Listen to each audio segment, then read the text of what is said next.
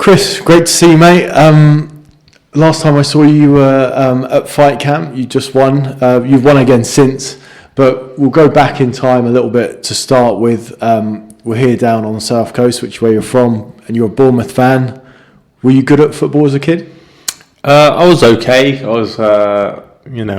wasn't ever good enough. I don't think. I had a few trials at AFC Bournemouth, but I don't know many kids around here that didn't as a kid, because we're probably in League. Well, what was Division 3 at the time, League 2 now. So they were quite a small club then, and had little trials when I was like 9 years old. But no, always loved football. Played it all the way up, most of my life, and loved it. But were you a centre half? No, I was actually a centre midfielder, and then because I wasn't that tall when I was short when I was younger, and I scored quite a lot of goals from centre mid. And then I used to get pushed up front, but then struggled to adapt to that and used to get moved in between the two. But then when I think I turned about 16, I started going up front, centre mid or centre back, and I played throughout. But as a youngster, I was always a centre midfielder. Did you have a favourite player back in the day? I mean, anyone my age, I'm 31, loved Bex, obviously, until he broke our heart in 1998 when he got sent off. But and him, Frank Lampard, they were my sort of the players I loved growing up. And yeah, Lampard was always my sort of idol as a kid, as a centre midfielder. Have you got to meet him since? No, never met Frank, but it seems that I've watched him on a podcast actually. Is it Gary Neville's one or something? He was doing one. But yeah, he's actually obviously got family down here with the Redknapps. They're Harry Redknapp's his uncle, so he's down here. But maybe one day, hopefully, get to meet Frank. Get him on your podcast. Yeah, that'd be quite the guest. What did your parents do? My mum was just a doctor's receptionist / looking after me and my two older brothers. My dad was stagehand on the films, so he's doing a stagehand, sort of does a bit of everything. So I actually heard this, yeah. And when you say the films, like there's been some corkers, some massive films. Yeah, there's been some good films. I mean, when I was really young, it was like Robin Hood, Prince of Thieves, which obviously a bit of a classic for some people, which I think my oldest brother Nick was in as like an extra. So that was the Kevin Costner one? Yeah. Yep. And then when I was growing up, we used to travel, because obviously he'd be on films like in the summer holidays in Malta, working on Gladiator, which was pretty epic to go and see. Like, they only built 2/3 of the Colosseum and the rest was done on CGI. Yeah. But they did that in Malta, so I was out there, and I remember being like in this complex hotel where all the cast and crew stay. And Sean Bean was in our hotel, and I remember literally being sat next to him at a bar drinking like a mocktail, like a fake pina colada.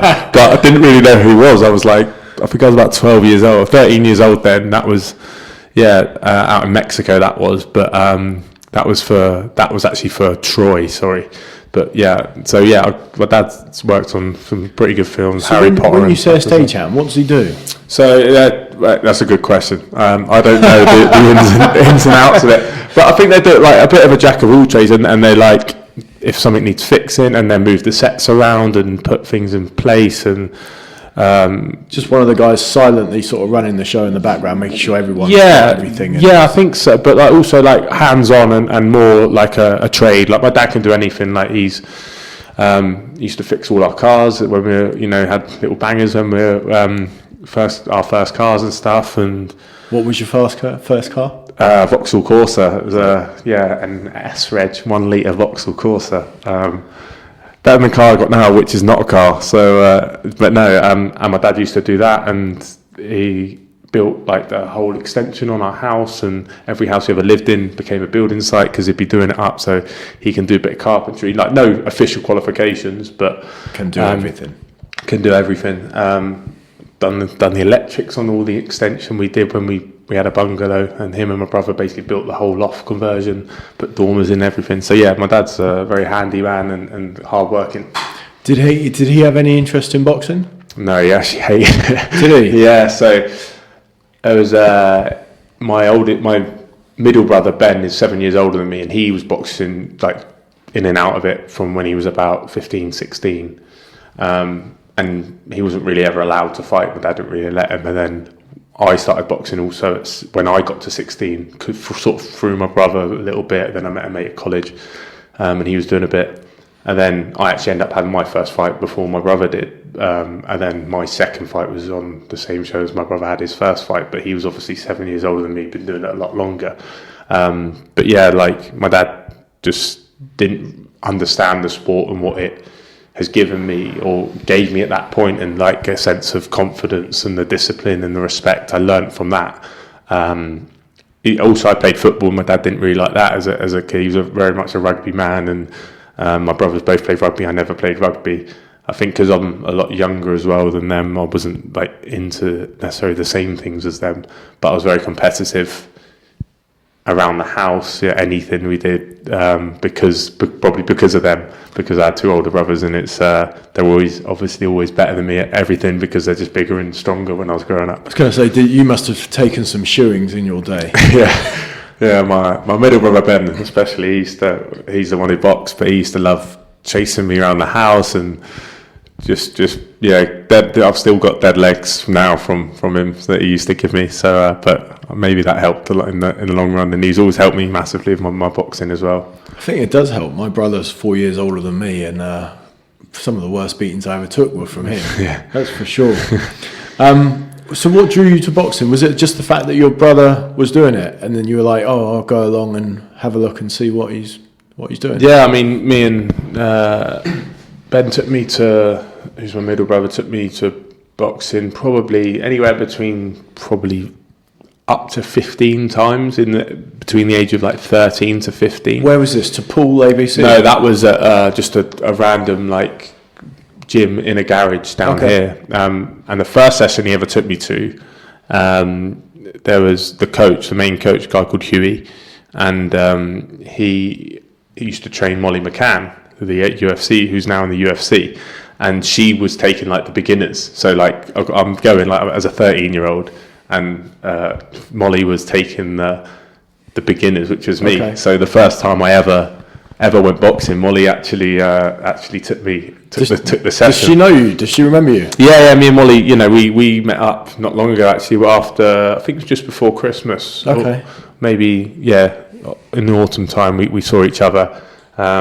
So it's quite a funny, this is in a garage in Boscombe, which is not the most affluent of areas, and behind an Iceland, like it was down a little alleyway in a garage, and we both were started. Well, my first session was there, and she was training out there at the time as well. So it was amazing little story that she's got to where she's got in the UFC, and obviously I've done what I've done as well. Yeah, definitely.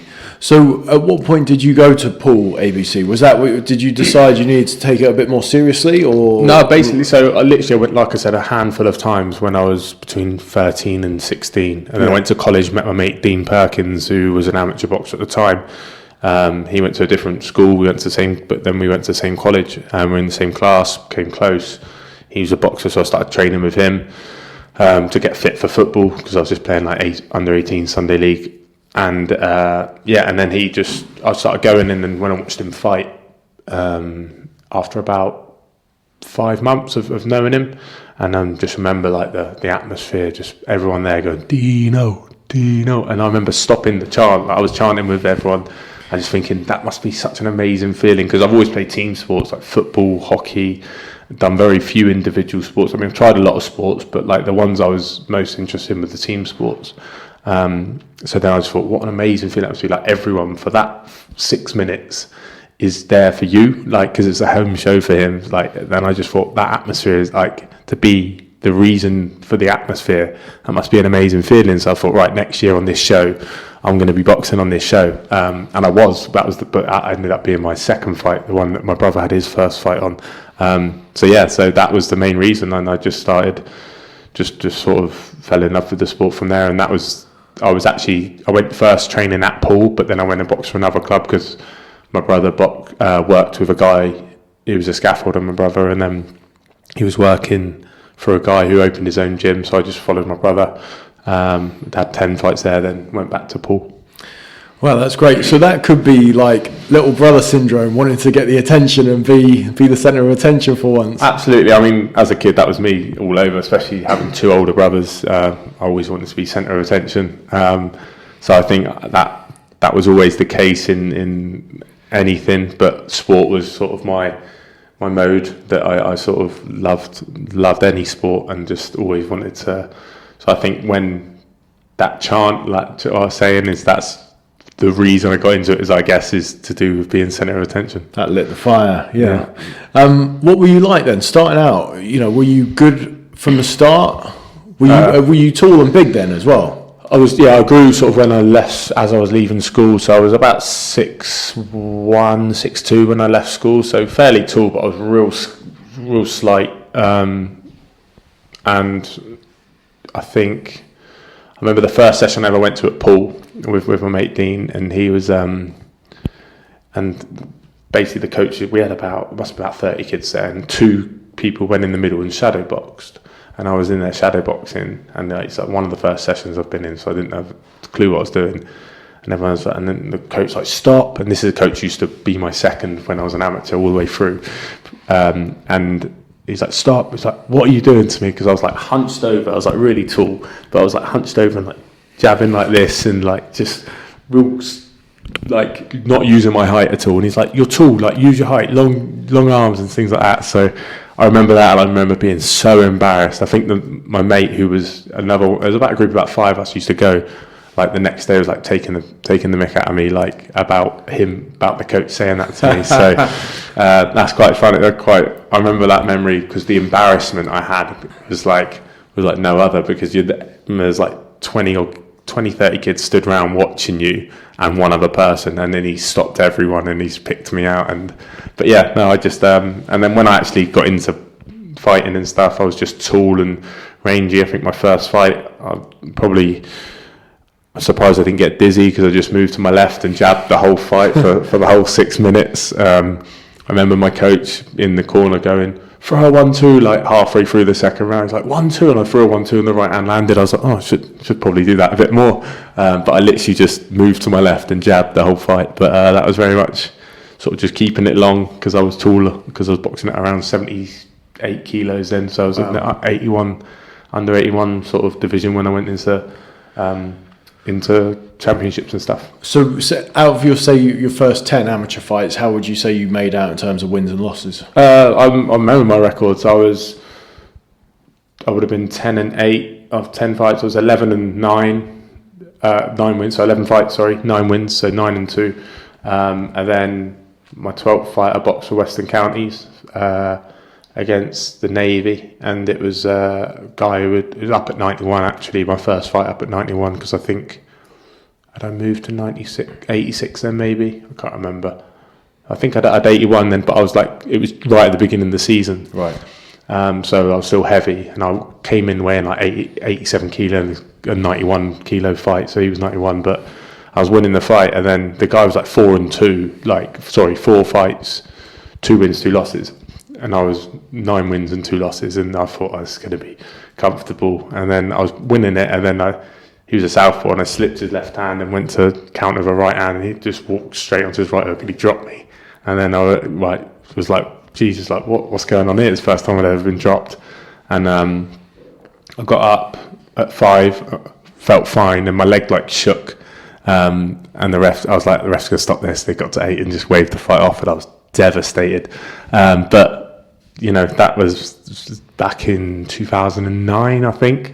I think it was the only time I ever got dropped with a headshot was then. So it was, yeah. So when you say devastated, explain what that means to people listening. Like, is it to do with your confidence? Are you embarrassed in front of the people that it's happened? Like, what's the devastating thing, or the thing that you think that you're untouchable when you go into it? Like, what's the hardest bit to take? Yeah, I guess all of it, like the losing when you've got a competitive mindset. And at an age where I was about 19, and I wasn't like I didn't have a low self-esteem, but I didn't have like a massive high self-esteem either. I needed constant confidence and confidence builders and stuff like that. But at a younger age, but I started to learn more about myself around that age as well.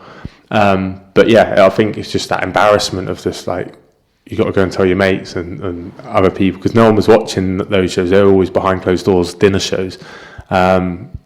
I don't know what it is. I guess I put the pressure on myself, and then it's a guy who's not meant to do much because he was 2 wins and 2 losses. And I always wanted to like fight him again, but at the end of that season, I think he was 33 and I was like 19 when I boxed him, and that was at the time 33 was the last year he was allowed to box. So yeah, I think that devastation is just, you just put so much into it. It became my life, boxing. I took it very seriously, even though I was an amateur, hadn't won anything at that stage. So, but it meant, it just became my world. So then when you lose, and in the fashion I lost in, getting stopped, and I think that's the biggest thing, is the way you lose causes the devastation. At what point did you go to Australia? I was young then. I was in Australia when I was 11. So yeah, parents took me out of school for a year, which was a dream as an 11-year-old kid, and we went travelling around Australia. Do you remember that stuff? Yeah, I've got a really good memory actually, and I could probably name the first. I used to be able to name like every stop we went on when I was like 12, 13. Yeah. I was like sure of it. I was doing a journal as well when I was out there, so I probably got that somewhere. Mum's probably but doing like a daily diary when I was out there. But yeah, we travelled up the west coast and then went all the way across to like surfers, just travelled down the east coast, inland, everything, and yeah, it was an amazing time, but took me away from sport because I played football up to then, and then I didn't play football for 8 months, and then sort of came back. I put on a bit of weight because although I was busy, I was cycling a lot and stuff like that, I was only eating, I was a real fussy eater as a kid, so I was like eating chips, steak pies, cheese toasties. That was the only 3 things I'd eat, literally. And then pasta occasionally. But yeah, out there it was just as I got a company called Jester's Pies. I don't know if they're still going, this is 20 years ago. So they used to do I used to have like a savoury pie and then like a custard pie with something. I used to live off those. But obviously I wasn't playing as much sport. I was literally had a BMX out there and I'd just cycle that round, and that was it. Obviously a lot of surfing and swimming and stuff in the sea, like bodyboarding as well, which was amazing. But experience-wise, it's best experience of my life probably, I guess. I wish I could relive it now, or just watch a film of it at least, relive it back. But it's crazy to think, it just seemed normal at the time because I was 11. I didn't really... So did they take you out to go there because of your dad's work, or did they take you there? My mum took the year off, so we downsized the house. We were in quite a good, decent sized house, like a 4-bed, which my dad had turned into a 5-bed. Because he'd done a loft conversion on that as well. The house price had gone up a little bit, so then they downsized the house, and with the money, the profit from the house sort of went around travelling around Australia. My brothers had just left. One was 17, one was 19. Probably wasn't really sure what they wanted to do with their lives, so I think my parents sort of took them away to try and travel with them a bit. So they stayed with us for the first 3 months, then went off on their own. When one turned 18, one turned 20. Oh wow! So as good as the experience was for you, it's better for them.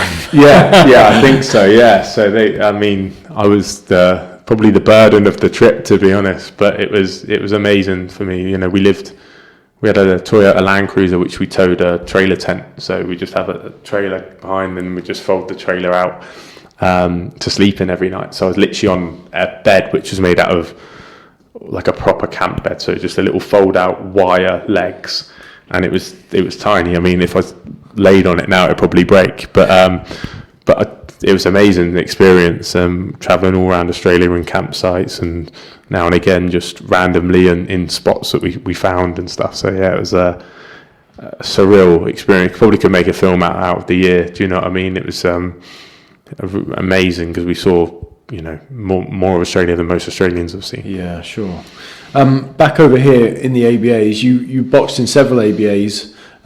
You hit the finals in 2013 and 2016, and you lost to good guys, so Jack Massey and Siobhan Clark, who've gone on to have good careers. Good memories of the ABAs, or heartbreaking memories of the ABAs? Yeah, I mean, the first time I went in them, I just won the novices. I won the novice championships early 2011. They were meant to be end of 2010, but the snowstorm cancelled them. So they had them in January 2011. And I won them, went straight in the ABAs, won the first round against a kid from Western Counties who had only had the same amount of fights as I had. It was my first 3-3s, so that was all right because it was his first 3-3s. Then in the second fight, I went in with a guy called Marley Churcher, who'd won loads of things as a junior, Tri-Nations Gold and stuff, but had put on loads of weight and shouldn't have been boxing at that weight, basically. But he'd had 51 fights going in, and I'd had 15 going into the fight. So I was, in my head, I'm building this guy up, Tri-Nations Gold, saw him on the scales, and I was like, looks a bit overweight, like should probably be a middle or a light heavyweight. This is at 86 kilos, so cruiserweight in the amateurs. And then I was so went into the fight. It was a point scoring system, and I was 18-3 up after the first round, 30-12 up after the second, and then in the third round I was blown because I just put everything into it. I was completely gone and just mustering up as much energy as I could, but I got a count because he hit me with a left hook, which I caught, but I just stumbled across the ring because I was so tired. I ended up winning 38-28, but in that fight I broke my hand. So I was meant to go into the quarterfinals the week after, but I couldn't because I broke my hand. I put it in ice, didn't really notice it broke, and then it just ballooned up. And I was devastated then, but I just won the novices the same season, gone straight in the ABAs. So the confidence was high because I hadn't actually lost a fight in that boxing season. But then, so then eventually went in the ABAs and kept going in them and getting through Western Counties and chipping away quarterfinals and semi-finals and got to the final in 2013 against Jack Massey. But I love those days. The memories of those days are amazing because travelling with just you and your coach, just me and my amateur coach called Neil Partridge, who's still at Paul ABC now. He's the head coach there. He was like a second dad to me because my passion was boxing and everything was, everything. We were travelling together on weekends. Sometimes we'd have to stay over.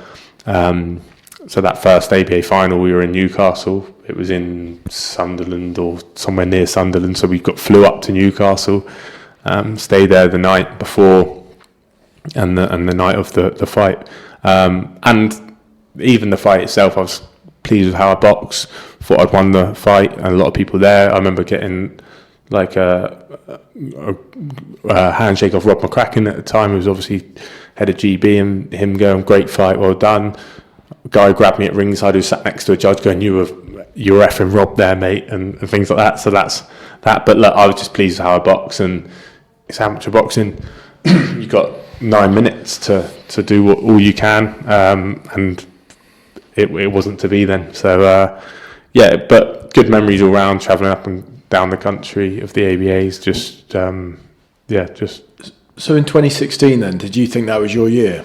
Yeah, I did, but I'd just come out of 2015. I had shoulder surgery. Had one fight in 2015. No, two fights end of 2015 after rehabbing my shoulder. Then went straight in the ABAs. I think I got a buy through to the quarters. This is now at 91 as opposed to 86. 91, yeah. So this is at 91 kilos, and I think I got a buy through because there was no one in Western Counties, I don't think, in 2016. And then, but going back a bit, in 2013, in the semi-finals, I beat Ricardo Slew, and he won them in 2015. But I was out injured, so I'd beaten the previous year's winner, and that was frustrating to watch. But, all respect to him for winning it, but it was hard knowing that you'd beaten the previous year's winner. Sure. So the belief was there because I'd beaten last year's winner. He lost earlier on, got by to the quarters, and then it was boxing 3 times in 3 days. And I thought that was going to be my year. Didn't really know much of anyone going in other than there was Natty he was from the army. And he'd come down from super heavyweight. He got to the final the year before. And then Chevron Clark, I knew had come up from 81 because he used to knock out a lot of people at 81. And then he ended up knocking Natty out in the semi-final. I remember waiting for the fight to end, warming up, watching their fight. And, he flattened Natty, but big punches never bothered me. Like watching people get knocked out never scared me in the sense of like, God, he's going to absolutely annihilate me or anything like that. I was just always confident in my ability. And we had a good fight in the final. Close one. He was the aggressor, and it was sort of the 10-9 system had come in, 10-point must system. He was the aggressor, although I was landing a lot of clean shots, and that's the way it goes. But like I said, as an amateur, that was my style, was very much boxer move. But yeah, good memories again. That was in Echo Arena, and I loved the whole experience.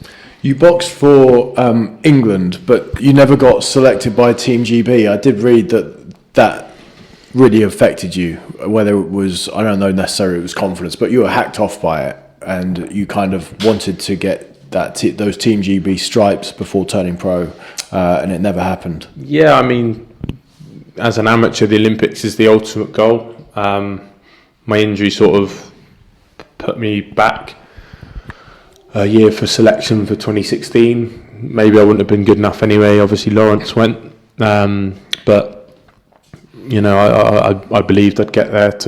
But then the injury set me back. The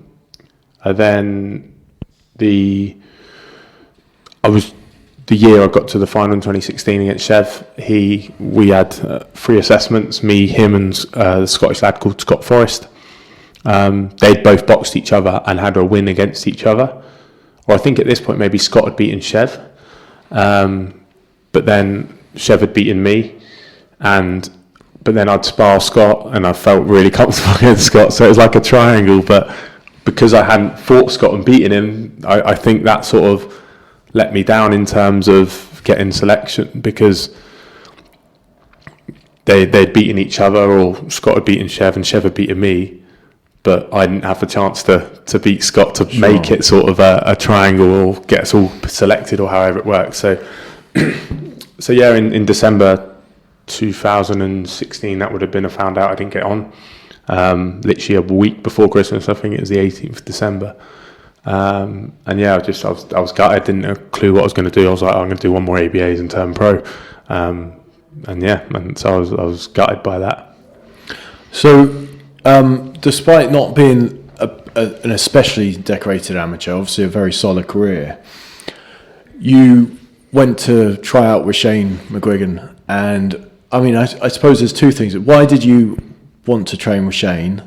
And what did you bring that made him think, yeah, there's something here, okay, I'll spend my time on this sort of relatively raw or certainly not an Olympian guy who wants to make a go of it in the pros? Yeah, I think at that point I'd been the least decorated amateur Shane ever took on, or at least, you know, no hype behind me or anything. Credentials or whatever, yeah. Yeah, absolutely. But what was your amateur record? It was like third? I think I had 31 wins, 12 losses. Yep.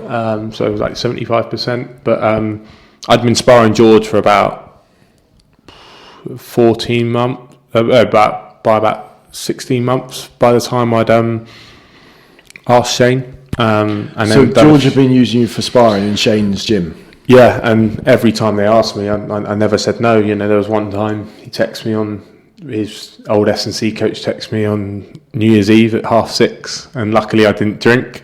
So I was with my wife, she was my girlfriend at the time, and we were around her friends. I was like, I've just got a text, I've got a spar tomorrow at 12. She was like, all right, we won't have a massively late one. She was drinking and stuff, but we won't have a massively late one. And we'll travel up tomorrow together, because she'd never been with me. But because it was New Year's Day, I was like, and George's old gym in Hammersmith was right near Westfield, so I thought, cool, I'll take her there after, and that could be my that could be my way of getting her up there to come with me. So yeah, I'd sparred. I never said no. I had to cancel work sometimes and stuff like that. So I think that helped me in terms of like not letting them down for sparring. So what did Mia make of that first spar then? Yeah, she loved it. Like she was. Do you know where I'm going with that? Do you know where I'm going with that question? Do you think Shane might have given me some information there? Yeah. So, well, Mia liked it. I don't know how much George. I think the first spar, I think we went in the gym and George was like, "Can you ask her to leave?" I assume that's where you're going with it, yeah. So yeah, he's like, "Can you ask her to leave?" And Shane like apparently looked around and said, like, Shane obviously told me this after I joined and was like, what? Like, it's New Year's Day, mate. Like, it's come up on New Year's Day. And he's like, just because George had a rule of not letting any women in the gym because his wife he didn't want his wife there, and he didn't want If that applies to him, it applies to everyone. Basically, yeah. So George didn't like having, his wife in the gym, which is fair enough. So he didn't want anyone's wife in the gym because then it's like different rules, and he'd probably get an earful when he got home. So so basically he allowed it for the day. So it was a good experience for me. Why did you pick Shane then? Obviously, he helped you a little bit during those spars and given you advice that you'd been able to use and that sort of stuff, and you were thinking, this is this is a camp I want to be part of, or and also the summer before I asked him, I had my first GP assessment after the ABAs, and I'd been sparring George for about 6 months, and I think I'd sparred David once or twice by then as well, and because I had a GB assessment, my gym used to close between May and August, but I had a GB assessment in July. So I was like, can I come up and train for a week? Just for why not? I'll ask. I was like, obviously, if you want paying or anything, I'm happy to pay you. But I was just wondering if I'd be able to come and train because my amateur gym's closed, and he allowed me to. So I stayed at my auntie's, who lives in South London. Travelled to Vauxhall because they were training at David's gym at the time. And trained there for a week, which was a great experience. A week before my GB assessment, obviously helped me because I got invited back after that as well. And also I saw the work he was doing with George, who at the time was my favourite fighter. George was always my favourite fighter when I was an amateur. Frampton, obviously, and then Josh Taylor was coming through. And I just loved the way he worked, and it made sense to me, although I boxed a lot different to how I thought I was going to. I used to watch him on the pads with Frampton. I used to love it, the intensity, the work rate, because that's what I was like as an amateur. Obviously, Shane's developed me a lot differently. I've still got the work rate and the intensity as a cruiserweight, but there's less work because I'm not a super bantam or a featherweight where I'm trying to throw 100 punches, 120 punches around. So, but I just love what he did. But also, there was not any boxing coaches around here. Shane was the only coach that I had contact with that had trained a world champion, or multiple world champions, or anything like that. And so I just thought I'll start at the top and I'll work my way down. So I asked Shane. I was going to ask him the Monday after the Bellew Haye fight because I thought Haye was going to win, and then then he obviously didn't win, so I left it a week and asked him then, and he took me on. But I think I was a personal trainer at the time as well, so I think I was meant to work as a personal trainer at the gym too, as well, alongside my boxing. So right, I think that was half the reason they took me on as well, but I didn't end up actually working as a personal trainer. You mentioned David a few times there, so you obviously sparred David Haye a few times back in the day. Shane did say that you'd done well with David. What do you remember about those spars? I think David liked me because he was obviously a reaction-based fighter. Everything was slipping and moving and pulling and stuff, so it was all quick, and I had quick hands, so he used me for that. And then he didn't throw too much back. I think most of it was that sort of just trying to get his reactions in. But then the last time I sparred him, Shane wasn't there. He was in America with Frampton. And I was there, my amateur coach, and we were sparring, and he hit me with like a left hook. And I was like, not like totally buzzed, but I was like, well, they're good shots. So then my head guard had come down, so I'd gone back to the corner. I was like, oh yeah, can you just do my head? Like, my coach was like, no, I can't. I was like, just do it up, it's undone. He's like, no, it's ripped. And it actually torn the back of my head guard, the seam had ripped open, and there was about an inch left of the seam. So that's one of the memories I got. We got him to tape it. We taped it up and got him to sign it, so my coaches got it at his place. But the first time I ever sparred, I went up there and he was sparring another guy who was about 18, 19 stone, 6'5". And I was in second, just for speed work. And then I'm just like vassing up in the mirror. I just heard this bang, and I looked round, and this 19 stone, 6'5" bloke's on the floor. And David had dropped him, but on the way down, he'd snapped his tibia and his fibula. So he'd broke his ankle. I didn't know how severe it was at that point. And I just looked at my coach who stood next to me. I just go, guess I'm in then. And we just laughed at it. I was like, okay, like, it sort of, I was as if I wasn't worried enough about sparring a former cruiserweight and heavyweight champion of the world. He's just dropped some 19 stone, 6'5" bloke. And I was just like, okay, right, I'm in for it here. But like I said, David very much sort of used me for his speed and stuff like that. The George stuff is interesting because you come across as someone who's quite, I don't know, just a straight shooter, straight guy. And George he sees things alternatively, doesn't he? Yeah. And he comes at things from a different way. And we've both obviously recorded podcasts with him, and he thinks and sees things very differently, which is, for me, I think it's a fantastic and an enthralling quality. But when you talk about him being a favourite fighter, back in those days when you have him and DeGale and him and Froch and all the rest of it, he was a Marmite character. So what appealed to you? Was it the fact that he was different to the norm and not really a conformist? Yeah, I mean, first and foremost, he was an exciting fighter. We definitely didn't box similar at the time. Now I like to try and do things that George has done throughout his career and work for him, and he's also given me tips throughout my career. But I think he always spoke about boxing when he was in his press conferences and stuff like that. He never spoke personally too much about how people looked, how they did this, especially in the first Froch build-up. That, for me, he just said, Froch does this wrong. And he was just stating what he thought were facts about Froch's ability, his lack of footwork or whatever he was saying. And everyone would hate that because it was personal, and it's more personal than actually saying how someone looks, because it's about the thing they're good at. So I loved that, but I truly believe that George was just saying it because, one, he's trying to get in their head, obviously, but two, he's trying to state the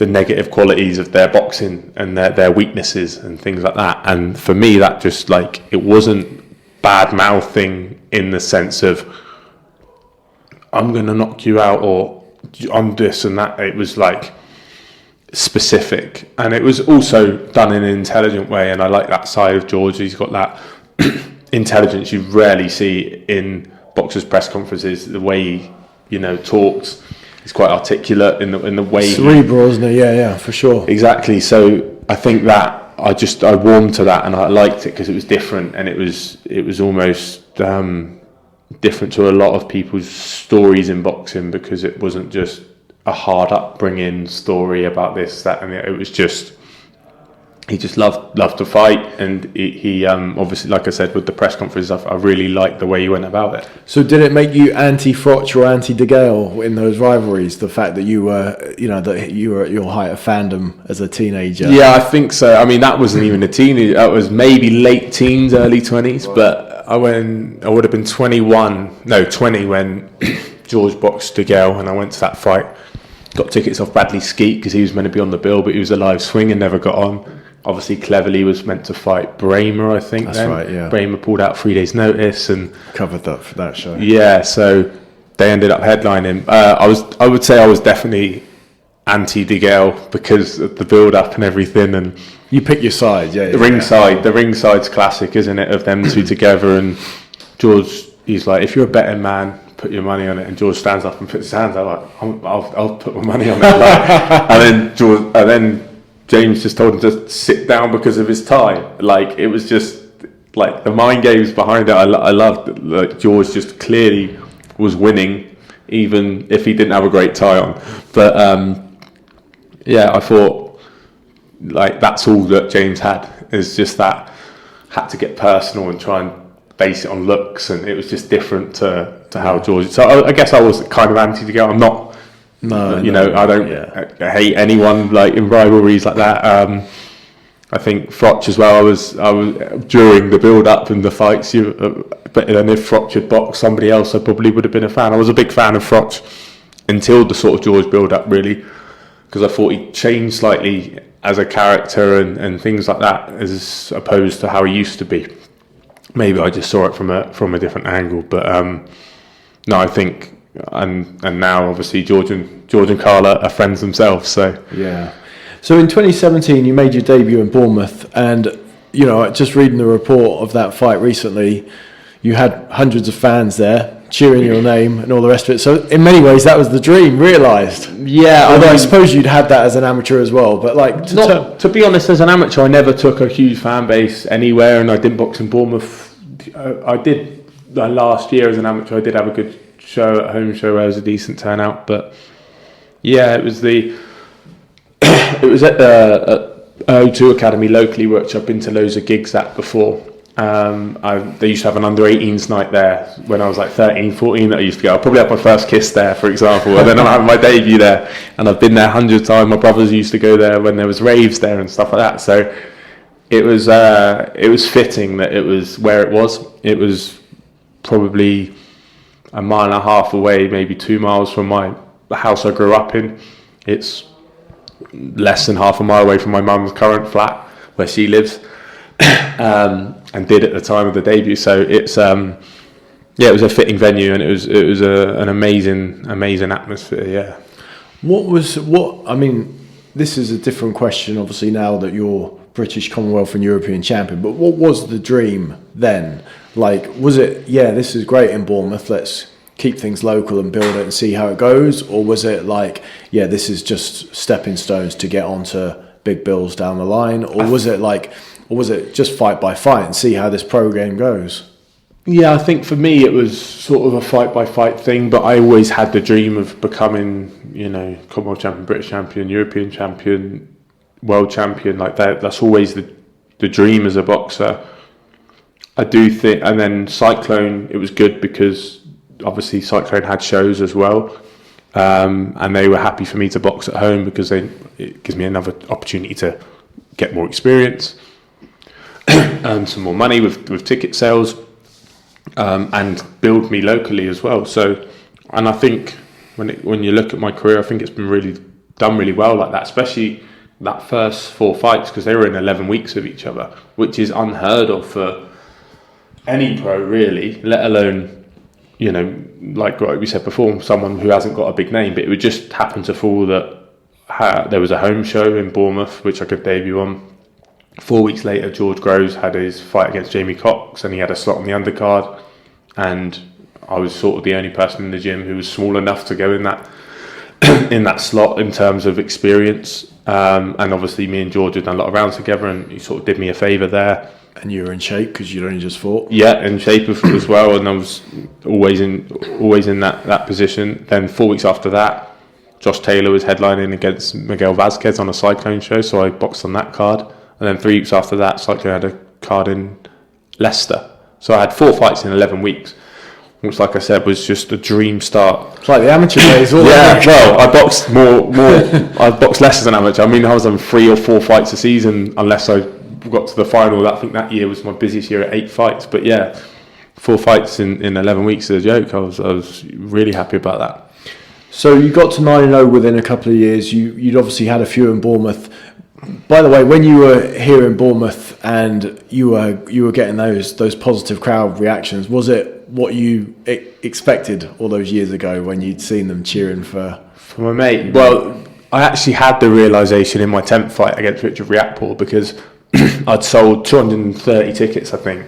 It's on a Dillian White undercard at the O2, and that was the Molina. No, was it Rivas? Rivas. Yeah, so it's White Rivas undercard. Me against Riakporhe, 50-50 fight. I was the underdog going in, and I'm doing my ring walk. And just before my ring walk, I've walked out, and all my fans are in the same section, and they're all going Billam, and it was just electric. And I remember thinking on that ring walk, I was like, "This is why you started." Like literally, I wasn't like an overwhelmed moment. I was just recognising, appreciating it Yeah. there and then, and I'm really glad I was happy to do that, because for me that was sort of like, I've made it in that sense of why I started boxing. Yeah, that part of the journey. Yeah, that part of the journey. I was like, okay, so like it's like I've arrived. This is the big scene. These are big shows. I've arrived, sort of thing. And I just remember thinking at the time that what an amazing feeling that was, and I zoned in on the ring walk like I always do. Felt very comfortable in there, and the fight how it went. But I remember thinking, like, when 200, maybe more fans were chanting that, it was just absolutely just electric, and I just remember really appreciating it. And my mate who was everyone was chanting his name was there, and like it was just a real special moment. So yeah, it was great to realise that. Scorecard's not so special. You lost a split decision. Where are you with that decision? Did you think it was right? Did you think it was wrong? Not at the time. I didn't think it was right. I think the only issue I have with it is the knockdown, really. In terms of, one had me winning, one had me losing, one had it 95-94, but that's only because of the knockdown. Otherwise, he would have had it a draw. So the knockdown, I didn't think was a knockdown. He sort of hits me with a good left hook, and then I'm sort of just leaning back on the ropes, and he sort of pushes me over the rope. I turn round and get up, and to see the ref counting, I'm like surprised. You can even see my reaction in the video, like, that's not a knockdown. And I was like, okay, well, you can't moan about it in that situation there, and then you've got to get on with it and try and do what you can. And plus, I thought at that point, I think after 6 rounds, I felt I'd won 5 of the 6 rounds, so then lost the 7th by 2, and thought I'd won 1 or 2 of the last 3 rounds. At the end of the 9th, I had him gone as well, and he was hugging me and rugby tackled me to the floor, and I'm like, if mine's a knockdown, then surely that is. So that's the only issue I have with that, not necessarily the scorecards themselves. You know, one had him winning, one had it's one of those. It's my own fault for not making it clearer, and that's how I see my losses in close fights. Did that fight get you signed with Matchroom? No, I wasn't signed. No, I never signed with. Obviously, I boxed on their shows after on a fight by fight basis, but and they were. I'm grateful that obviously Eddie gave me the opportunity to then fight for the Commonwealth title. You know, albeit in a fight we didn't like. Shane didn't really want me to take the Craig Glover fight. I'd sparred it 6 rounds in before, when they were down. Their team was down on what card was that on? David Price was fighting on a Joshua undercard, I think. And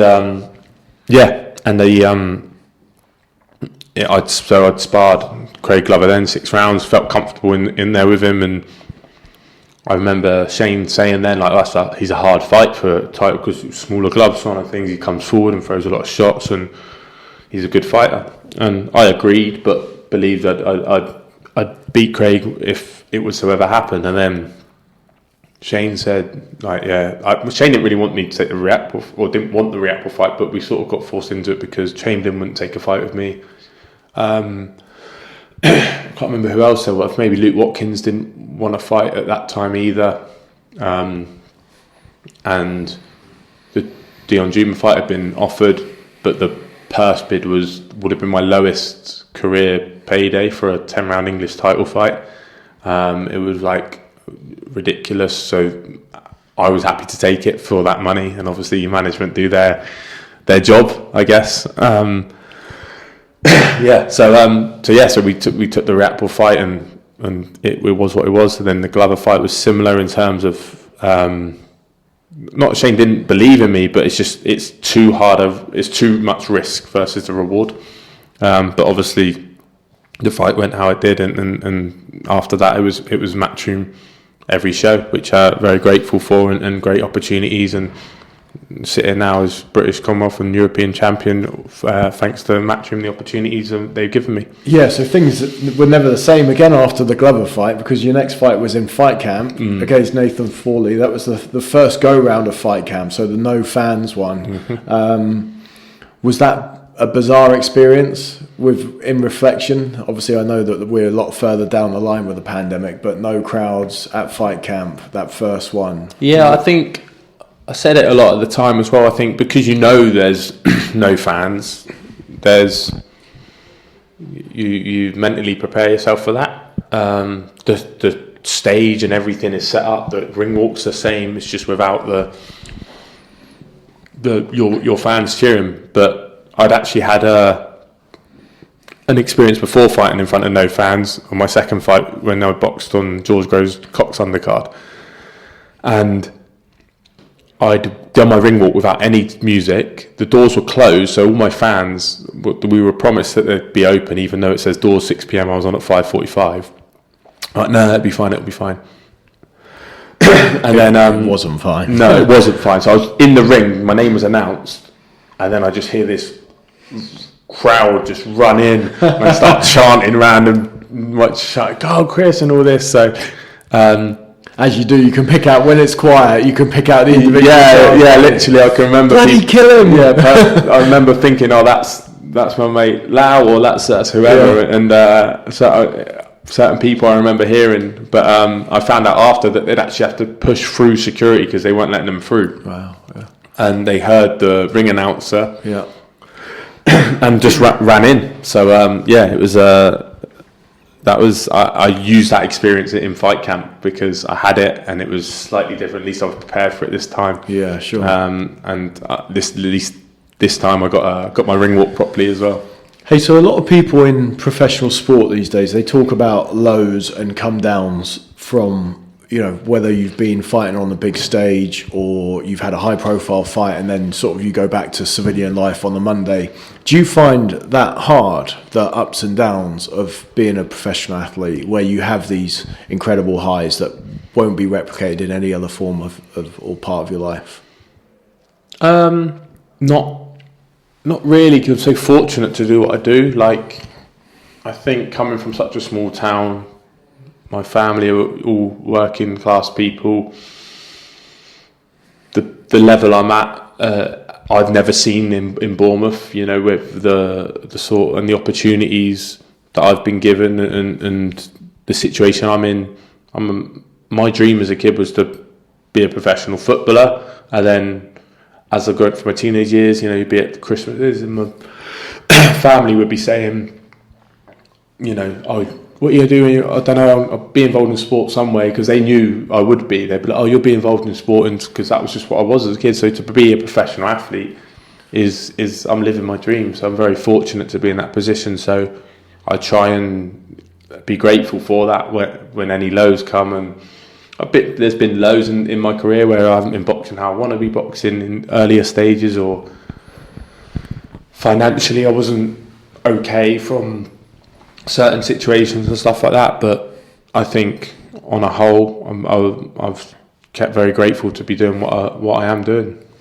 You had a hard fight with Vasyl Dubois at Wembley, didn't you? That was harder than advertised. It certainly wasn't one that I was anticipating. But you knew he was going to be hard. I think I spoke to you after that fight, or maybe even before, and you were sort of... I wondered whether you were just talking it up as fight week fight talk, saying, no, he's a tough dude. But you knew he was going to be tough, didn't you? To be honest, in the ring, I felt like the fight went how I expected it to. Watching it back, maybe that I let way too many shots through. But I knew he was going to be tough, and I was really pleased with, I dropped him twice, which I don't think anyone else had done, and he'd been in there with some good names like Egorov, who was obviously meant to be boxing for the WBA world title. And I'd seen him knock out people at 14-0 as well on clips, so I was aware of the dangers, and obviously Mairis Briedis had him out sparring when I was out there, so I knew it was going to be tough, but a points decision, was sort of expected. But at the same time, I'm always, every fight I have, I try and do better than anyone else has ever done to that fighter in any way, shape or form. So doesn't always work out like that, but you try and do that, and you try and just push your limits, and you see how other people have done against them, and try and do a better job. But I was hoping to be the first person to stop him, but it wasn't to be. And then you had another tough, high-profile, close fight with Tommy McCarthy. That was in the second go-round of Fight Camp. There were fans at this one. I was there. Good fight, close fight. Some controversy, but then it depends on which side of the camp. I think the Irish people thought it was controversial, and your fans thought that you probably narrowly nicked it. Yeah, I mean, we had me up in the corner I felt really comfortable in that fight as well. Especially the pace of it. I felt fine. I felt he was getting the eye-catching shots through, but all the work was being done by me. I was forcing the fight. It could have been a boring fight if I'd allowed it to, but I think most people know I don't do boring fights. So, if I just boxed like he boxed, then it would have been really boring. But I forced the fight, and I think that's where I was making mistakes, by forcing it too much, wanting it too much. The British title's on the line, the Europeans on the line, so very prestigious belts. And I think it was just one of those where I just maybe tried a bit too hard at times, and but I feel watching it back, I felt definitely it's the right decision. And then you did 12 rounds in Sheffield in November. So you had 3 fights last year, which was great given obviously the obstacles that everyone was facing. By the way, I mentioned about Shane at the start. What did he see in you? Shane actually said you were a breath of fresh air in boxing, as a nice guy, and you were enthusiastic and keen. One thing I did want to question though is, where did the gentleman tag come from? Is that you? No, that's from Shane. Maybe I just said, met him at the right time, caught him in a good mood, and was, I don't know, politer than his other fighters. And then he came up with a nickname. We were trying to think of a nickname. I didn't have it until about my 4th or 5th fight. But that was Shane. You need these through dark guys here to make you a tux. Yeah. A through dark tux for a ring walk. That would be legendary. They're obviously they've done my last few kits, so we'll have to sort something out. And in terms of moving forwards, what do you need to do to improve as a fighter? Are there certain things that you want to work on that you think, I need to improve that? When you see yourself go back 12 rounds and stuff, you're like, that's a particular area that I want to focus on. And do you give that to Shane, or does Shane say to you, or is it a collaboration? We talk. We don't necessarily sit down and watch fights here, but we talk like, I need to work on this. And me and Shane have got a really good chemistry in that sense. I'll say something, he'll go yeah, and he'll say something which I'm thinking, and that's how we work all the time. And even when someone else is sparring, then I'll be watching them, and I'll say something that they need to say something that I think they should try out, now and again. Or after the spar, go, try and do this one. Like, yeah, that's what Shane was saying. Yeah. So I think I've learned a lot off Shane, boxing IQ wise. So I think we click really well. So I think for me though, it's consistency in terms of throughout the fight. There's too many periods where I'm making mistakes and I'm not controlling the round enough. Are you switching off, or are you? It's not switching off. It's just, I don't know what it is in terms of. It's almost like a concentration thing. Yeah. I think sometimes the consistency of concentration. So I guess it is switching off in a way, but going onto autopilot more than anything. And well, maybe not switching off. Switching off in terms of, okay, I'm not going to be able to counter attack. I'm only going to be able to defend and hold because I'm not switched on enough. So I'm always in a position to defend in term when I do switch off as such, but I'm not in a position to always, do something after that. I might just be, whatever it may be, just a little switch. So I think the concentration, consistency is the biggest thing, I think. You've sparred some right lumps through the years, haven't you? And now you're in a camp with Okolie and Dubois. It's not an easy gig, is it? No, I mean, I haven't sparred those two for a while now. I sparred Daniel before the first fight with Shane, and then he started getting really, really good, and I was like, Shane, I don't want to spar him anymore, because Shane was improving him. But no, I'm sure we'll do rounds again. But Lawrence, obviously, I've sparred rounds with in the past. I've had some great sparring over from the years. Amateur days, right? Sparred him, before he went, obviously in my GB assessments, and also before he went to the Olympics, they got me and Chev in to spar him for sort of his last prep over here Rio. And you mentioned going over to spar Mairis Briedis. So you went to Latvia. Yeah. So what was that like? Did they put you up in like? There's one or two ways that I envisage this. They put you up in a 5-star hotel. They give you room service and all the rest of it, and then they get you out for sparring. You do your rounds and go back and live in a hotel, or they put you in crummy digs and beat the crap out of you. Like, what is it? Is it one of those two, or somewhere in the middle? Thankfully, it was the first one. It was a nice hotel. Shane wouldn't let me go without a coach, so we took Josh Pritchard, Shane's assistant, with me, who's one of my best mates.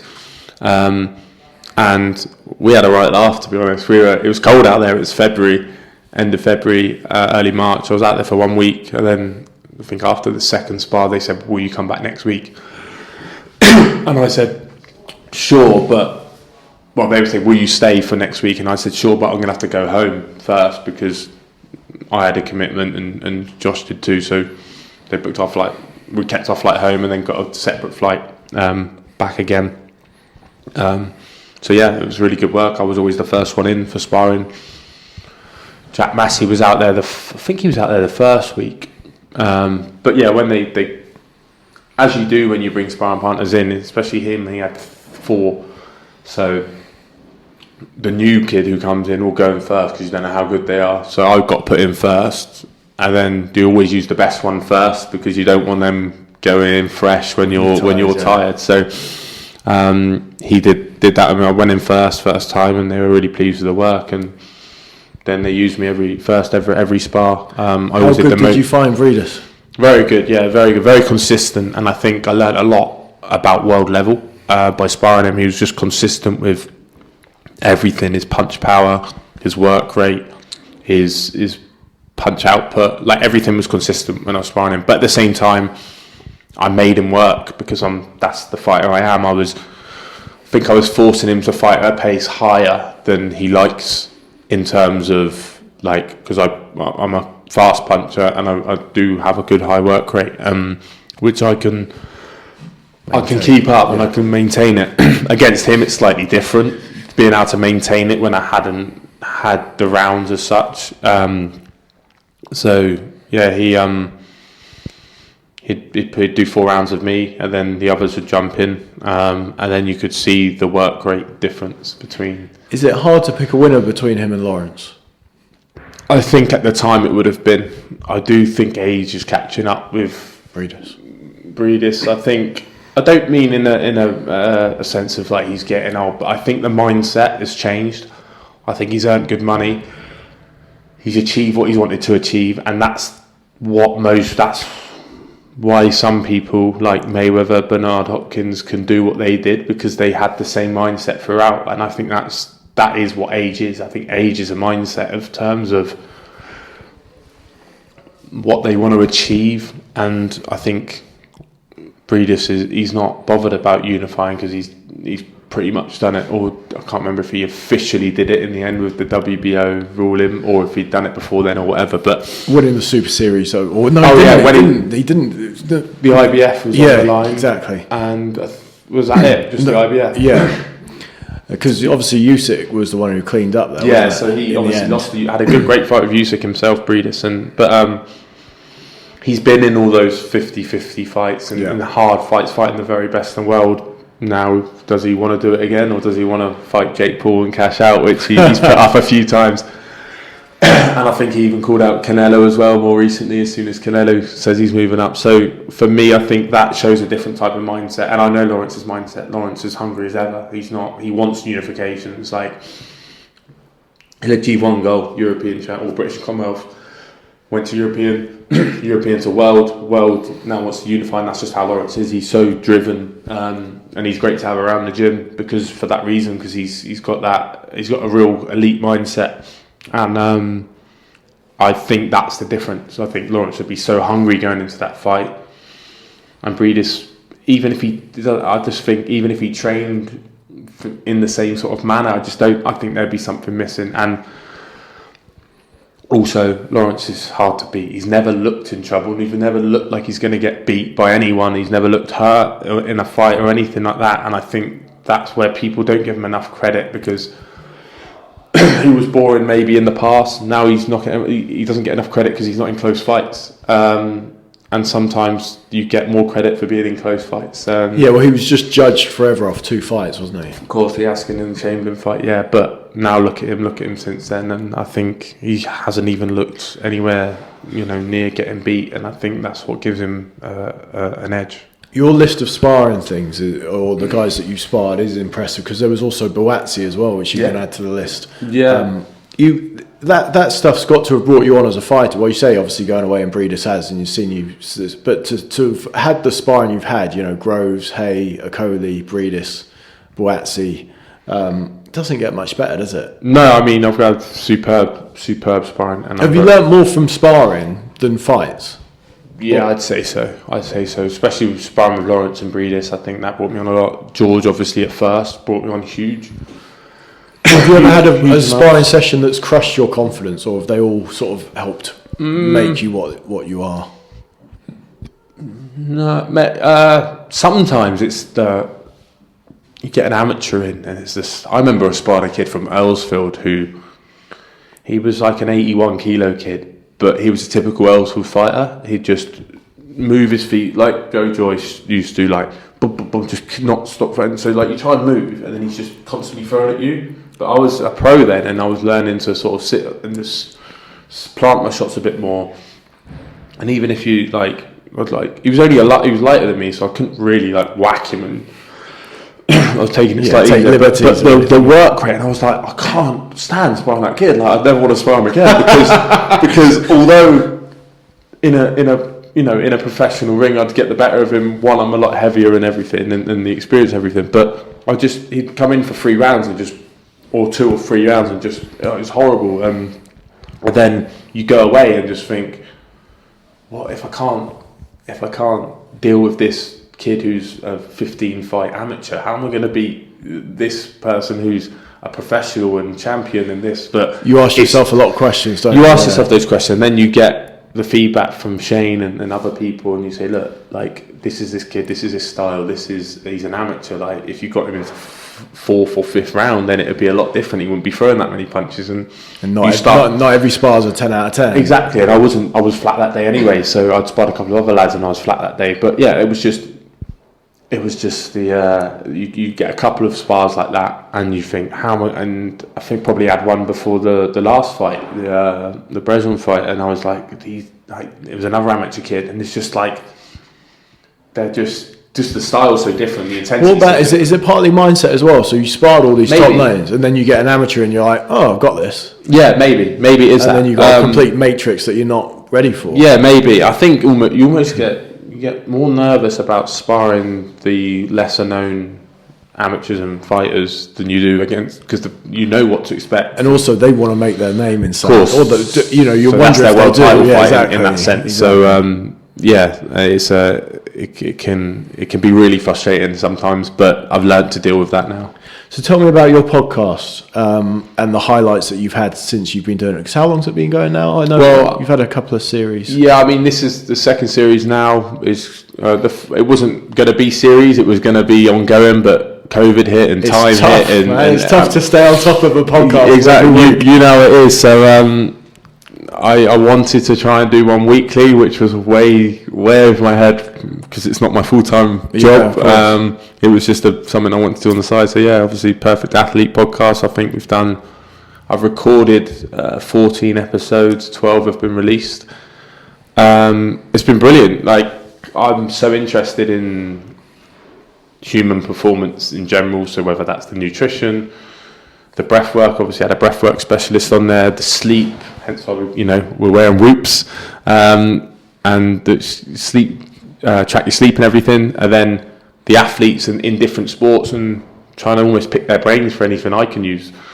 The first one I ever did that got released was Scott Mitchell, who's a darts player. So that was the whole idea of the Perfect Athlete podcast, was every sport, they're athletes in their own right, and I thought nothing says that more than darts, because people look at them like they're just pub people who throw some arrows, but the mindset they have to, I mean, for me, darts would be really boring because it's the same motion consistently. Think about the training for darts. It looks great on TV when it's the crowd there at Ali Pally and everything, but when they're just playing on their own, constantly hitting trebles, doubles, whatever. Like, that's an elite mindset in itself, because the monotony for me I'd struggle with, and I thought that is elite in itself. And Scott actually had diabetes as well, so he has to control when he eats, right, for his concentration levels. Yeah, cool. Obviously they sometimes get drug tested for beta blockers to keep him calm and stuff like that. So there's a side to it which people don't know. That episode was called 3 Pint Performance, because Scott said 3 pints is his limit. If he goes any more, he's too gone, but if he doesn't have any, he's too nervous. So that was his calming influence. With the beer was the calming influence. Have you taken that with you now? Unfortunately, I mean, I don't think it works in boxing. That's one of the things I haven't taken. But that was it. And I actually went and watched Scott in the first round of the World Championships. Unfortunately, he didn't get through, but it was his first ever PDC World Championship. So for me, that was really cool to see. After we'd done the podcast, he got onto the world tour and went to the World Championship. So that was cool as well. But yeah, some wicked highlights in it. Anyone that you've interviewed that you've implemented something that they've done into your own routine or life, or strategies? So I did think, just in terms of if you're struggling to reach on the spot, whether it's sleep, recovery, nutrition, preparation, nerves, or psychology, is there anything that you've heard that you've been like, I'm nicking that? Well, I had my nutritionist on there, so obviously he's constantly on me, and we're always working together, trying to get 1% and 2% out of human performance, or tracking where I'm at. It's funny. Let me buy you some time there. When you talk about 1% and 2%, do you know what I think about this in boxing? I think about Anthony Joshua and Andy Ruiz, and how Joshua he's sort of been quoted as saying he's looking for that extra 1% or 2%. I think when he was doing something with Under Armour and their sleepwear, he was talking about, like, maybe it was a marketing thing from Under Armour, like an extra % or an extra 2%. The thing is, in boxing, it's such, the punch is such a leveler. Whether Joshua trained like Rocky Balboa in, Rocky 4, or whether he woke up in silk pajamas, it didn't really matter at the end of the day. And whether Ruiz had been, he had late notice, probably hadn't been living the life, never really has, and he just went out and chinned him. It's extraordinary. Like, you guys can make these incremental changes, but just get leveled by one punch. That doesn't matter if you've got an extra 1% or 2%. It's not like a sprint where you're trying to get, a tenth of a second off, or you're shaving 0.001 second off. This is something where you can leave nothing to chance and still get caught by someone who's not taking it anywhere near as seriously as you. And that's it. Yeah, but if you didn't do the 1-2%, you regret it. Sure. It's given you everything. And it's giving you that confidence going into it as well.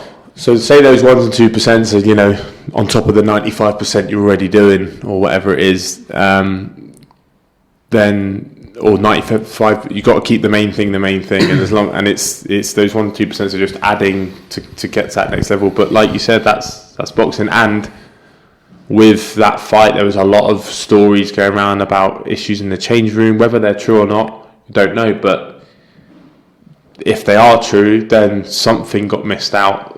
So that's a large percentage got missed out. Whether that's the psychology factor, maybe the routine was different, so the consistency wasn't there in one way or another, because he may have gone into that fight feeling different than he ever has from any other fight, which is why I think it is his dad who wanted him to pull him out or something like that. So if that is true, something was wrong and a percentage was missed out. So those 1% to 2% didn't even matter, because if you're only doing 50% everywhere else, or 60% everywhere else, and you're ticking off all these boxes to get up to 60%, those 1% and 2% only matter when you're at 95%, 98%. They don't matter when you're at 50%. So you've got to keep the main thing. I think that is always something, boxing's got to be the forefront of everything. That's why we punch every day. And I'm not missing punching sessions to go and lift weights, or missing punching sessions to go and run, or missing punching sessions to go and sleep. The main thing stays the main thing. And I think for me, that's, like I said, those 1% to 2% are on top of everything, and they only matter at the top end. They don't matter when you're 50, 60, 70, 80% even. You know, they only matter when every other box is ticked. I've seen quotes saying that you want to start and finish your career with the McGuigans in your corner. They've been painted a certain way in social media from certain factions or groups or people, whatever you want to say. Why do you want to be with the McGuigans when other people have an anti-opinion of them? You can only judge people by how they treated you. I think if you look at my career, where I was, without them, I would not be European champion. And I think even if I'd gone, you know, there's only very few gyms that could have got me to this level in the country, if any others. The work they've put in, but also the relationship I've got with them as people beyond boxing, you know, the family. I've been to Shane's brother Jake, his wedding, you know, things like that. I was at Nika's funeral, you know, I was there for personal things as well because we get on well. But the job they've done me from a professional point of view is superb. Like, 15 fights into my career and I'm Commonwealth, British and European champion. For someone who hasn't been to the Olympics or anything like that, that's pretty much unheard of. To be that soon in your career, you get other people with no amateur background or anything that go into the sport and then they become a world champion after maybe 30, 35 fights. But you know, they've had their ups and downs. But after the 15 fights to be in the position I'm in is unheard of. So I think the job they've done with me from a business point of view as well as personally, it can't be argued. Do you get abuse for being with them sometimes on social media? Yeah. What do you think about that? They hear one side of the story. They don't know both sides of the story they're getting told. They only know one side. And they don't know my story, which is the most important thing. I don't. You get always the remarks of, oh, watch your pockets and things like that with watch your pockets with Barry around, stuff like that. I've been paid very well, looked after, careers in great position, no complaints. And Barry's been supportive. He's come down to the fights in Bournemouth and stuff, absolutely, even the small fights. Barry drove down here the week of my debut to do a release down here with BBC South Today and ITV Meridian. The time and effort, and that's gaining him nothing. Like, I don't think people understand. Like, Barry doesn't earn any money like from doing that, and he's the same with everyone. Like, seeing him as a human being on a day-to-day basis. I took a young Irish lad down who used to live down here to the gym when I just started up there. And Barry, it was because it was his birthday, and I used to train with me a bit down here. And Barry gave him 50 quid. Like, that's who Barry is. You know what I mean? And anyone comes to the gym, he'll try and help them. And that's the sort of person he is. He tries to help people. And I don't think even the arguments maybe with Frampton stuff, I don't know what went on. I don't really care. That's sorted now. But at the same time, what I can, from an outsider's point of view, see is what a great career Cole had with them. So whatever did go on, went on. But he didn't lose all his career earnings. He didn't not win a title. You know, he won titles. He earned plenty of money. That's boxing. That's all you can ask out of boxing, pretty much. So, like I said, I don't know what went on, but for me, how they've treated me, how they've been around me, how I see them on a day-to-day basis, I've got absolutely no complaint. When you say that's boxing, how does boxing pan out for you? Obviously, you want the big fights down here. You want them at Bournemouth Football Club for whatever reason. And is that the dream? Is the dream to fight there or to fight for a world title there, or do you have other things in the bucket list? Obviously, Eddie has his fingers in so many pies in America. You know, he's talking about Australia. Do you want to tick other boxes, or is Bournemouth very much like this one that you're manifesting? Yeah, I don't make too many long-term goals in boxing in terms of like but I want to do this, then that, then this, then that, and that, because you can't. Boxing, the whole landscape changes all the time. A fighter you want to fight next might retire tomorrow, but or might get COVID the day before, or might get COVID, the day before, exactly. So that's that. It's for now. My mid-term goal is to fight in Bournemouth, and then my slightly longer-term goal, my mid to long-term goal, then is eventually get a fight at the stadium. I think that's a dream. If I got offered a fight in Vegas or a Vitality Stadium, I'll take Vitality Stadium every day of the week, because it doesn't matter where.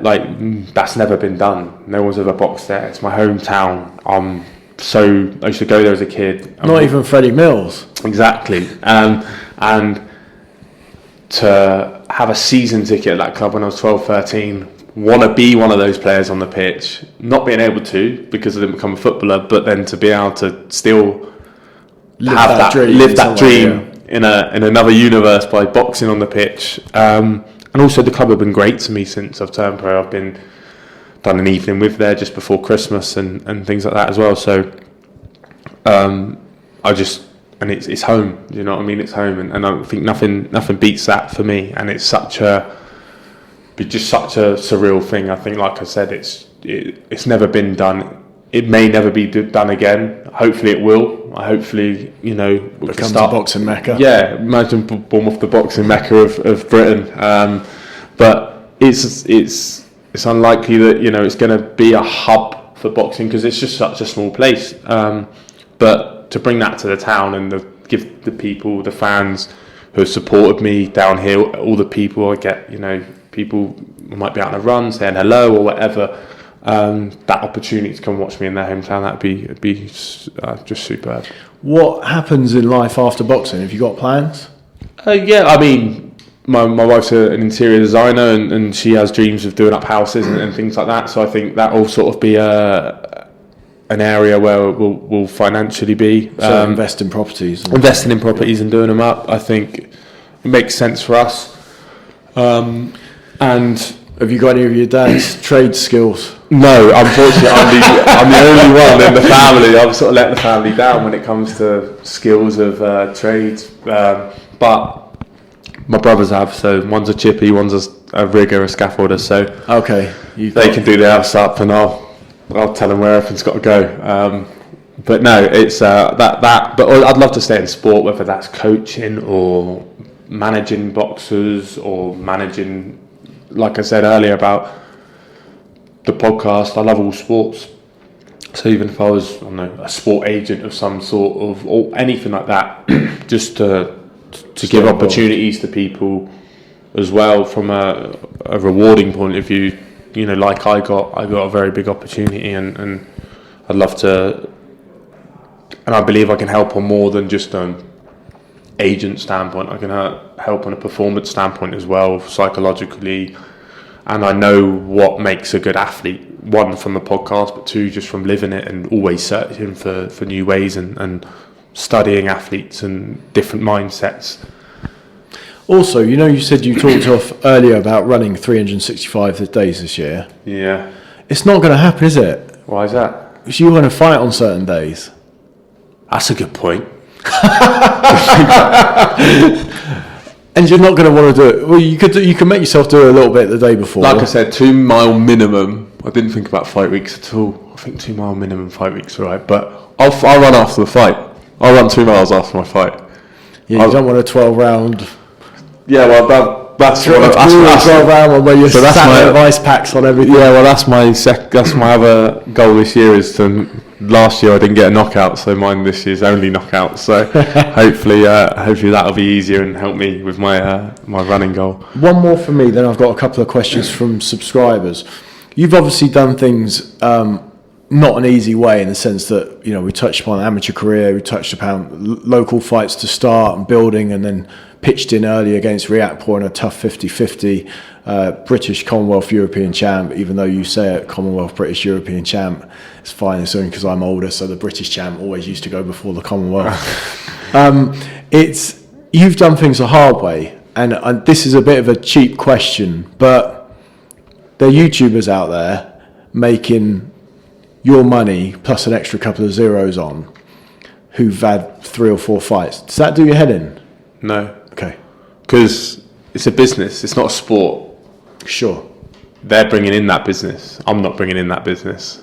Okay. Yeah, hopefully. Yeah. Hopefully it gets to those numbers. But if they do want to fight me, I'm up for it. I'm up for it. Is this you calling out Jake Paul? But no, I think people forget that. I think they get way too wound up. I mean, I saw the tweet of Bellew said, you're not carrying the sport, yeah. which is true. He's not. I don't think he needs to be told that. I think he's saying that to create more... To get people to buy it. More people, to create more of a hype, which then ends up with more sales, which ends up with him more money in his pocket. He's a genius. Like he's a great marketer. He's a great businessman. The YouTubers and Jake Paul in particular. And I don't. Do you think he can fight? I think he fight a bit. I think he's, for the amount of time he's been doing it, I think he's done really well. And what level would you say he's at? Would you say he's area title level in this country? It's a hard one because he's only boxed at cruiserweight. Right? So tough. That's the issue, I think, is he's only boxed at cruiserweight, but he's like an 84, 86 kilo cruiserweight, which you wouldn't box at cruiserweight. Yeah. Could he win a Southern area title or an area title? Probably.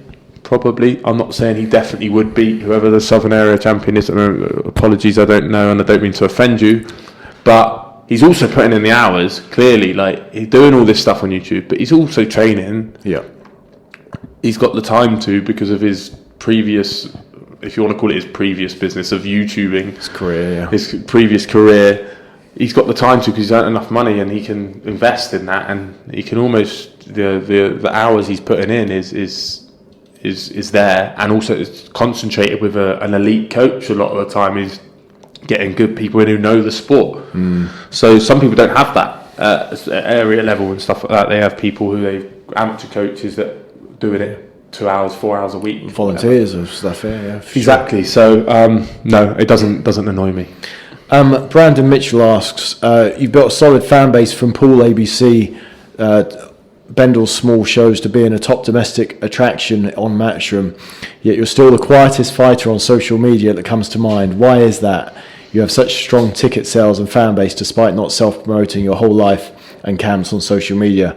What are your thoughts on social media and other fighters? I think that's probably, I need to be more on there, because then maybe my name would be bigger and there would be more zeros on the end of the purses. But it's not me. I see it has a place and you have to do it, and at the end of the day, it is a business and you do have to make money. But I just try and just be myself, and I think social media is a good place if you use it for the right things. Boxing Twitter is a dangerous place.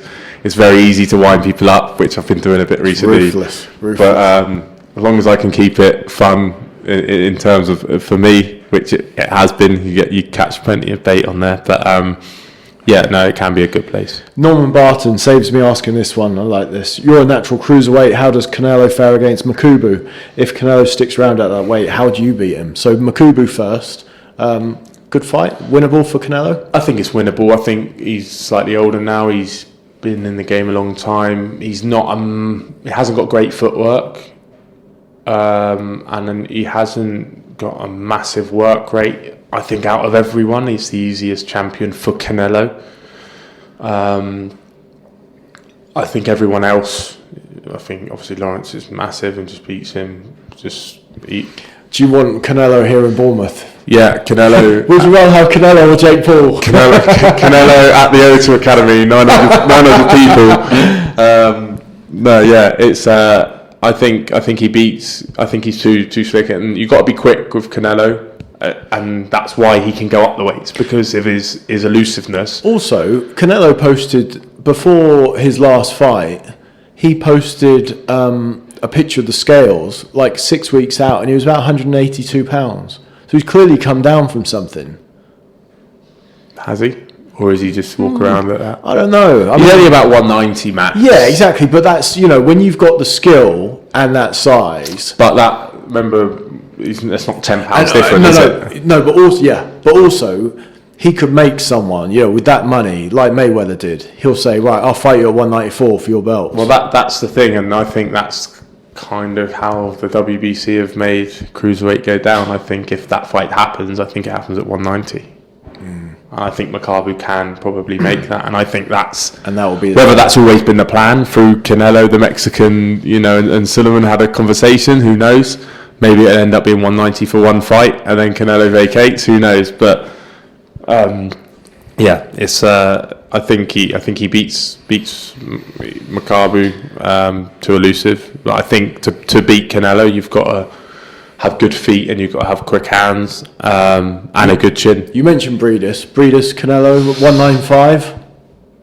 I just think is that a good fight? Yeah, I think it is a good fight. Weirdly, for me, it shows the measure of how good Canelo is, right? Yeah, because we're debating him beating cruiserweights. Well, and this was the thing. So I called it a few months ago. I said that would be like his Roy Jones, John Ruiz fight. So he's in that was a bit unfair though, because Briedis is obviously a better cruiserweight maybe than John Ruiz was heavyweight. Mm-hmm.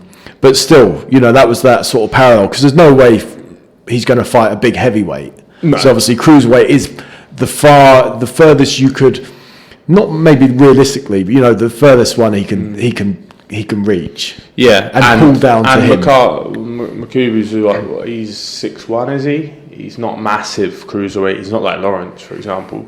So you fancy it. I think Briedis, that'd be a great fight, but I wouldn't know how to call that one, because Canelo's so elusive, and like you think, well, you just bully him, but then you can't bully someone you can't hit, and you can't. But you got to learn to put your size on them, and I don't think Briedis is that sort of fighter to dominate with his size. He dominates with his work rate and his strength, but not his size by imposing it. So I think, it's a tough fight, definitely a tough fight to call. A good one here from Nick Taylor. Last one. Chris, you're a really entertaining fighter to watch. My question is, as a well-supported fighter with a continually growing fan base, do you see it as a big risk, popularity-wise, to be fighting on a streaming service as opposed to being on Sky/BT? That's an interesting question, obviously, for many reasons, because people, with Eddie's brand, Matchroom, the hype, it's been a real snowball of momentum with people, with it being everywhere. But obviously, Sky's also got, not without its guarantees. Interesting question. Is it something that you've paid a lot of mind to when you've made decisions and signed contracts? Yeah, Eddie, we signed a 3-fight deal before McCarthy, probably for that reason. He probably wants to get a few fighters signed in. Eddie's been good to me, and I'm a loyal person in terms of opportunities. Not that I had any other offers, but at that point, because we didn't go looking, but it made sense, and the offer made sense, and that's all I've focused on really. Is I get what they're saying with the streaming service and stuff, but who knows like where it's going. I think you definitely would get more exposure on Sky, but I also think the production on the Matchroom production is second to none. I don't think anyone puts on a better production in terms of the show, how it's run, even in the arenas themselves, how they're run. I've been to numerous shows, and I think Matchroom do it best. So aesthetically, it looks good, but also behind the scenes and everything works properly. And you just don't know what you're going to get with other promoters if you haven't been there. So if it ain't broke, don't fix it. Yeah, and like I said, so far it's made sense for me. Who knows what will happen with everything in the future with DAZN? Maybe Sky will take over again in terms, or it might not go well. They might, the people, they haven't got any marquee names other than, I don't know if Dillian White and Joshua have still got the box office deals. Them, I'm not entirely sure, but other than them, who they've had previously, they're now in the phase of having to build fighters, which is interesting. Whereas Eddie's sort of got all the big names in the world.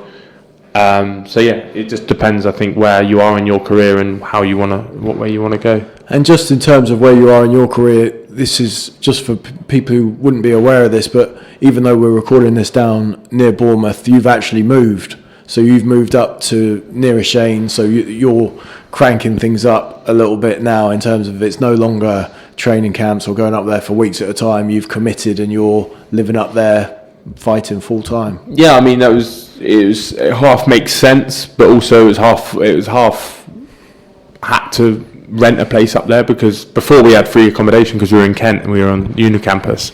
Before that, I was just beginning my career. I was staying at Shane's or a place that they had for us fighters.